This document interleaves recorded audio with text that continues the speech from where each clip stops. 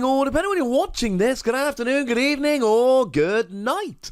My name is Ross, and as always told, out of Oyster Radio.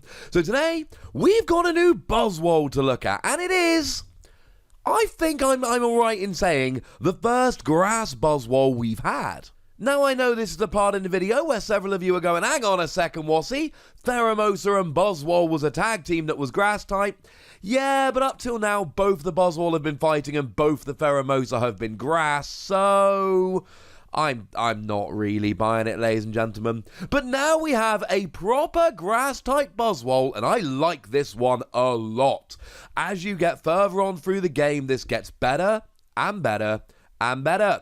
Now, obviously, our translation here comes from the lovely Antoine Boulet. And if we start off with the basics here, 130 HP is pretty high. It's what the other Buzzwole had. Retreat cost of 2 is annoying because it means you can't use U-turn board to get free retreat, boo hiss, etc.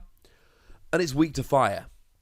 And weak to fire is rubbish, because fire is hugely relevant right now. It means something like a Reshiram and Charizard with Outrage will be able to KO you much more easily. It means something like a Volcanion will be able to KO you rather than being a little bit short. It means Blacephalon needs to Lost Zone 2 energy to get a KO rather than 3. Make no mistake about it, fire decks are everywhere, and this is a terrible weakness.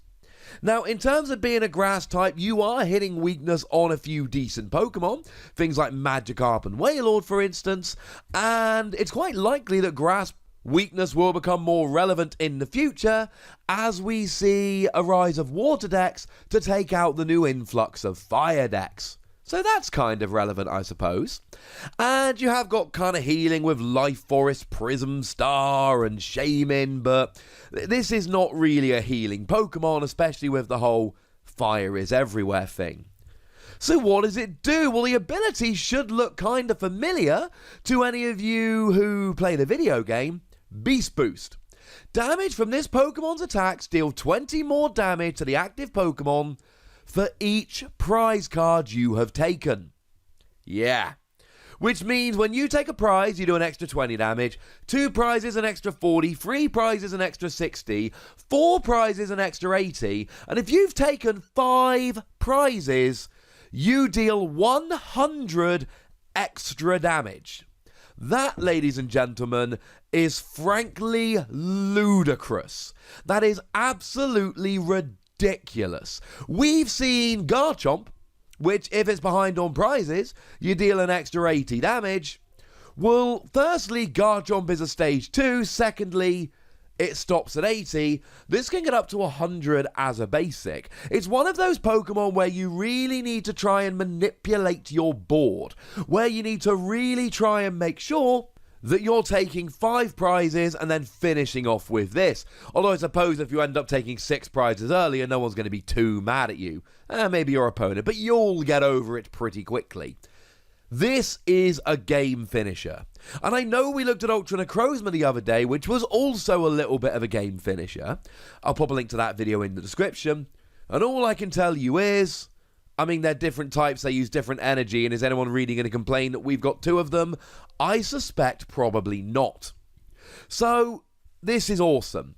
Now, there is technically a way that you can take 6 prizes and deal 120 extra damage rather than maxing out at 100, and that is if your opponent uses either the new Naganadel from Unified Minds or the previous Xurkitree GX, either of which can actually give you extra prizes.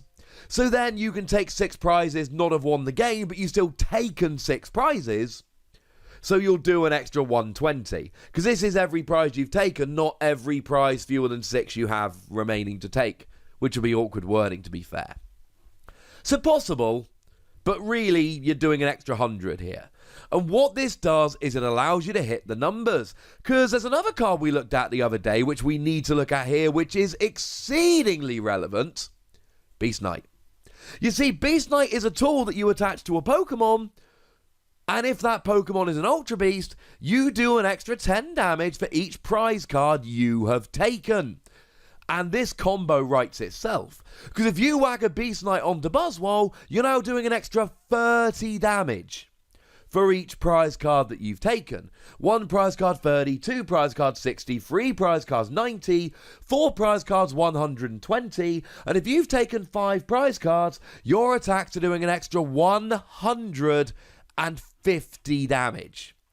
Tell me that's not ridiculous. But I keep talking about the amount of extra damage you're doing. We need an attack to add damage to. Well, we have one.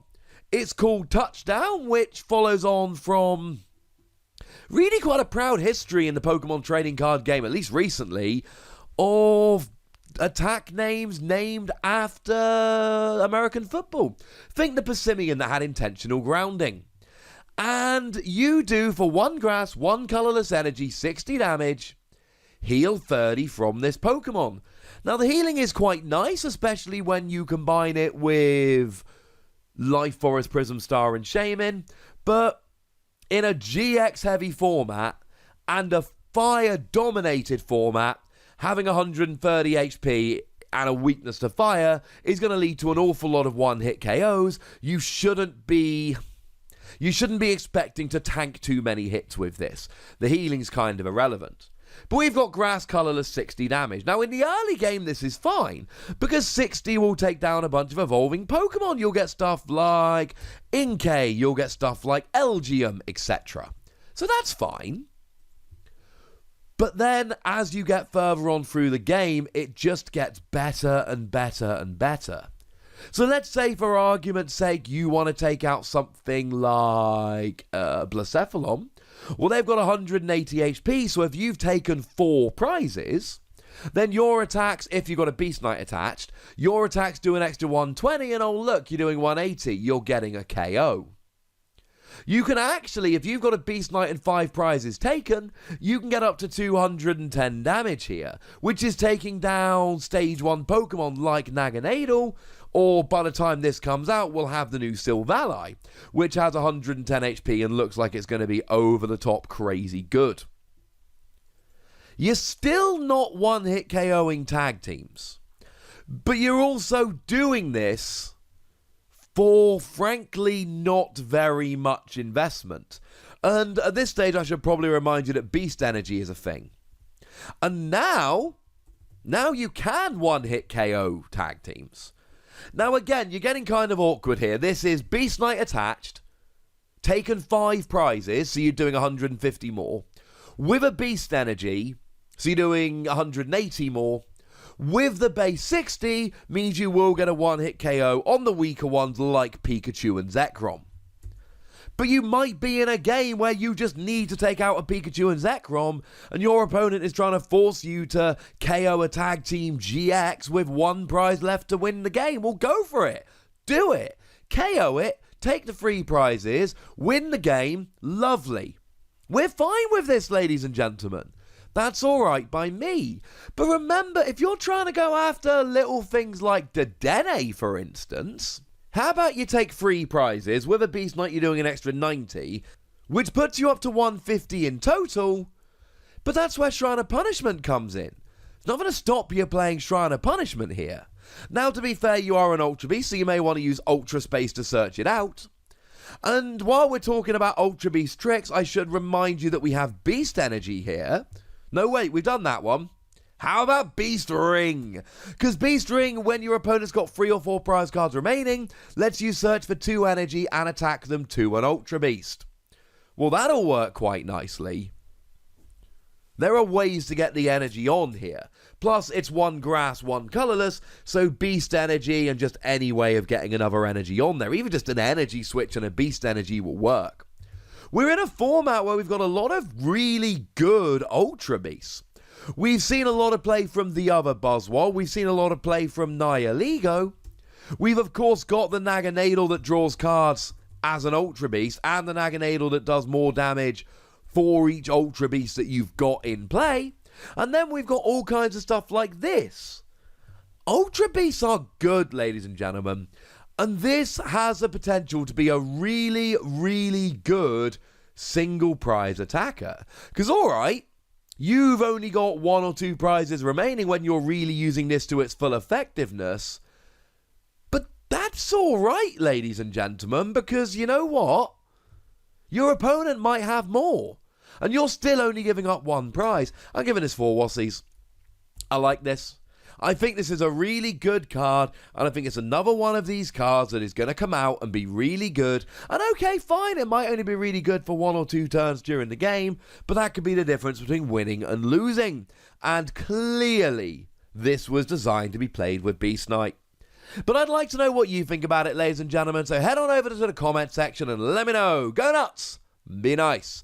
And then make sure you like this video, subscribe to this channel, follow me on Twitter at The Wassie, and Twitch for some live action at twitch.tv/PTCGRadio.